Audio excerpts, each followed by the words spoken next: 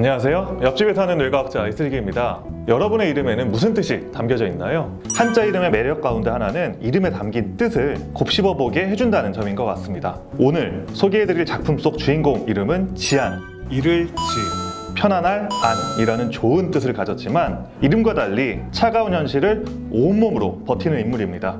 연금술사의 작가 파울로 코엘료가 인간 심리를 완벽하게 묘사한 작품이었다는 찬사를 보낸 웰메이드 드라마로도 알려져 있죠. 제각기 상처를 안고 있는 인물들이 서로 간의 관계를 통해 트라우마를 극복해내는 과정을 그리며 좋은 어른이란 과연 무엇일까? 라는 질문을 던지는 나의 아저씨입니다. 분주하게 움직이는 건설사 사무실. 같은 공간에 있지만 누구도 눈여겨보지 않는 파견직 임시 직원이 묵묵히 우편물을 정리하고 있습니다. 그녀의 이름은 이지안. 무표정하게 탕비실에 들어가 믹스커피를 한 움큼 움켜쥐고 사라져도 누구도 개의치 않는 유령 같은 존재입니다. 퇴근을 하고 난 뒤에도 그녀의 하루는 끝나지 않습니다. 식당에서 설거지를 하며 손님이 남긴 돈가스 몇 점을 비닐에 옮겨 담는 익숙한 동작에서 그녀가 버텨온 삶의 무게가 느껴집니다. 고단한 하루 끝에 가파른 계단을 올라 도착한 텅 빈 방 안에서 믹스커피를 끓여 돈가스 한 점을 베어문 그 순간 방 안에서 느껴지는 인기척. 지안을 찾아온 사채업자였죠. 그래도 먹고는 사나보다. 이지안. 그녀는 코너에 몰린 삶을 수년간 살아오고 있습니다. 버는 족족 사채빚을 갚아나가고 그래서 하루하루 닥치는 대로 일하고 닥치는 대로 먹고 닥치는 대로 사는 인물입니다. 엎친 데 덮친 격으로 청각장애를 앓고 있는 할머니는 요양원비 미납으로 길바닥에 나앉게 될 상황에 처해 있죠. 손녀! 핸드폰 번호 바뀌었냐고요? 에? 버린 거야 이거. 그러던 어느 날 그녀의 눈앞에 손만 뻗으면 낚아챌 수 있는 5천만 원이라는 큰 돈이 나타납니다. 그 돈은 안전진단팀 박동원 부장에게 전달된 퀵서비스 봉투 안에 있던 협력업체의 뇌물이었죠. 뒤가 구린 돈은 신고할 수도 없는 법.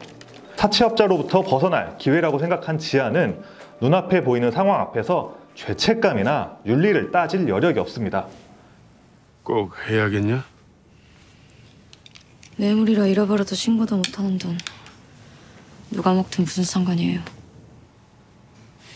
그리고 지안이 그 돈에 손을 대면서부터 자신의 의지와는 무관하게 박동원 부장의 삶을 엿봐야 하는 사내 정치의 중심에 서게 되죠. 그래서 둘이 어디까지 갔냐고? 그런데 지안의 눈에 점점 뜻밖의 것들이 보이기 시작합니다. 대기업 건설사 부장, 한 달에 500~600만 원을 버는 사람들의 삶은 그럭저럭 행복하리라 막연하게 여겨왔던 지안의 눈에 비친 박동원 부장은 예상 밖의 인물이었죠. 잘 사는 사람들은 좋은 사람 되기 쉬워. 여유롭고 행복한 중산층이 있어야 할 자리엔 성실한 무기징역수처럼 꾸역꾸역 살아가는 중년의 남자가 있었습니다. 박동원 부장은 대학 후배가 대표이사로 머리 위에 앉아있고 한직인 안전진단팀으로 밀려났어도 이만하면 됐다는 생각으로 욕심을 내지 않는 고요한 인물이었죠. 대학 때도 저렇게 싸가지 없었어요? 아무리 대표이사라도 부장님이 대학 선배인데 인사를 하면 상냥하게 받든가. 세상에 대한 불신과 인간에 대한 냉소만 남아있던 지안에게 박동원의 말과 행동은 점차 울림을 주게 됩니다. 어쩌면 내가 괜찮은 사람일 수도 있겠다는 생각이 들게 해준 이 회사에 박동훈 부장님께 감사할 겁니다. 이 드라마의 추천 포인트는 여러 가지가 눈에 띕니다. 영화 화차에서 시작된 짜증 연기의 대가라는 호칭의 이성균 배우가 아이 놈아! 내가 그걸 어떻게 알아? 그 정반대편에서 응어리진 인물의 내면을 섬세하게 그리다 폭발하는 씬에 쾌감이 있고요. 나 불쌍해서 마음 아파하는 꼴 못 보겠고 불쌍해서 못 살겠다. 삶에 대한 냉소, 인간에 대한 불신으로 가득 차 있던 아이유의 표정과 내면이 다시금 온기로 가득 차게 되는 과정을 보고 있으면 자기도 모르게 세상은 살만하구나 라는 생각을 하게 만드는 진정한 힐링 드라마이기도 하죠. 굉장히 어두운 초반 설정과 다소 느린 전개는 보시는 분들에 따라 다소 힘들게 느껴지실 수도 있지만 작품 속에 녹아들어 있는 감정의 밀도 그리고 섬세한 인물 표현은 역대급 수작이라고 할 수 있겠습니다.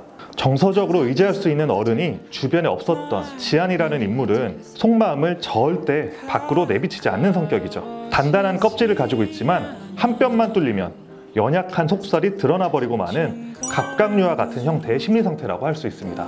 그녀가 내뱉는 한마디 한마디는 칼처럼 타인의 전곡을 찌르는데 능숙합니다. 네가 법인카드로 통영에서 밥집 긁을 때 박 과장은 통영에서 모텔 긁고 둘이서 회사 돈으로 연애질하니까 좋지. 그리고 자신에게 주어진 불행을 보상받기 위해서는 다른 사람이 피해를 입어도 어쩔 수 없다는 식의 사고방식이 빈번하게 드러나죠. 초반 1화와 2화 뇌물로 받은 상품권 5천만 원을 훔치는 에피소드에서도 지안은 사실 오싹한 의도를 갖고 있었죠. 박상무랑 박동훈 부장 둘 다 잘라줄게요. 봤잖아요. 손도 빠르고 눈치도 빠르고. 남의 미래를 돈으로 바꿔 불행하게 만드는 작전에 휘말린 건데, 한편으로 생각해보면 지안 역시 나쁜 어른들이 떠넘긴 부담을 대신 지고 기꺼이 이용을 당하는 인물입니다. 사실 자신이 숨기고 싶었던 치부를 누군가에게 들키는 순간 우리는 창피함과 함께 알 수 없는 분노를 먼저 느끼죠. 지안 역시 다르지 않았습니다. 상처받은 아이들은 너무 일찍 커버려. 그게 보여. 그래서 불쌍해. 걔의 지난 날들을 알기가 겁난다. 타인에 의해 내 삶이 평가당한다는 사실도 불쾌하죠. 더군다나 내가 그토록 숨기고 싶어 했던 나의 치부. 이지안에게는 유일하게 남은 혈육, 할머니에 대한 이야기에 동정을 받는다는 감정까지 뒤섞이는 장면이기도 하죠. 하지만 시간이 흐르고 동훈의 이야기가 단편적인 동정심이 아니라 진심이었다는 걸 알게 되며 지안은 점차 아이의 표정으로 돌아오게 됩니다. 손녀는 부양 의무자 아니야. 자식 없고 장애 있으면 오려로 들어갈 수 있는데 왜 돈을 못 내서 쫓겨나? 아, 혹시 할머니랑 주소지 같이도 있냐? 바로 이 장면에서 모든 것이 바뀌게 됩니다. 사회를 먼저 경험해본 어른이 지안에게 처음으로 나타난 것이죠. 그리고 할머니를 혼자 수발하고 있던 지안의 상황을 보게 된 동훈이 던진 한마디가 폐허처럼 무너져 있던 지안의 자존감을 일깨워줍니다. 착하다. 여러 스펙이 나열된 이력서보다 특기에 달리기 세 글자를 적어둔 지안의 이력서를 보고 채용했던 동훈의 무의식적인 동기 가운데 결국 나라고 여겨져 왔던 것들에 균열이 가더라도 끝까지 버텨낼 수 있는 강인한 멘탈이 엿보였던 것은 아닐까요? 극 중에서도 지안이 달리는 장면이 나올 때마다 사건의 전환, 감정의 전환이 크게 일어나고요.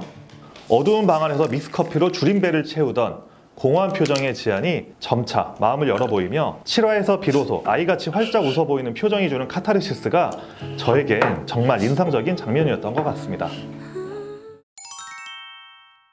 인간에 대한 본능적인 따뜻함과 우직함을 가진 내면의 아이가 목소리를 잃어갈 때 삶의 의미 역시 희미해지기 마련이죠.